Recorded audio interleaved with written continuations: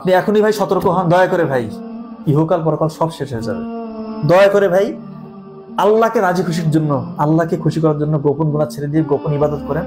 আল্লাহ তাআলা আপনার সম্মান যে কতটা বাড়াবে চিন্তা করতে পারবেন না। একটা কথা বলি ভাই, গোপন গুনাহ সম্মান ইজ্জত সব কমিয়ে দেয়। আপনাকে বিভিন্ন জায়গায় অপমানিত হতে হবে, লাঞ্ছিত হতে হবে। যে জায়গায় আপনার অপমানিত হওয়ার কথা না, আপনি সে জায়গায় অপমানিত হবেন।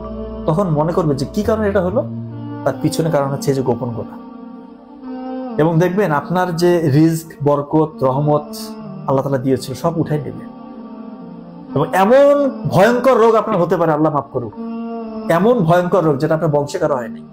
নতুন নতুন রোগ আপনাকে ধরবে এই গোপন গুনার কারণে। এবং গোপন ইবাদত আল্লাহকে রাজি খুশির জন্য, এই গোপন গুনাহ ছেড়ে দিয়ে যখন তাহাজ্জুদের সালাতে আপনি দাঁড়ায় যাবেন, সবসময় ভালো ভালো চিন্তা করবেন, অন্যের উপকার করবেন। এবং গোপনে যখন একাকী থাকবেন আল্লাহকে স্মরণ করবেন, আল্লাহ যে কত খুশি হয়ে যাবে।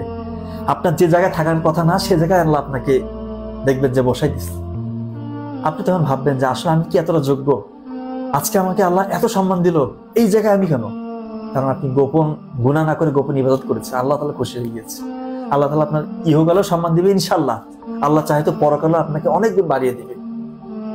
ভাই এই জন্য বলছি, দয়া করে ভাই আল্লাহর হস্তে আমি বলতেছি, এটাতে চূড়ান্ত শান্তি, সত্যিকার অর্থে চূড়ান্ত সাফল্য যেটাই বলি, ইহকালীন কল্যাণ এবং আখিরাত পরকালের যেটা আমাদের আলটিমেট ডেস্টিনেশন জান্নাত, এই চূড়ান্ত কল্যাণ আলটিমেট যে ডেস্টিনেশন, এই শান্তি রয়েছে গোপন ইবাদতে। দয়া করে গোপন গুনাহ ছেড়ে দেন। হয়তো বা লং ভিডিও হয়ে গেল, তবে আমার কাছে মনে হচ্ছে এটা দরকার ছিল বলার। ধন্যবাদ। আসসালামু আলাইকুম।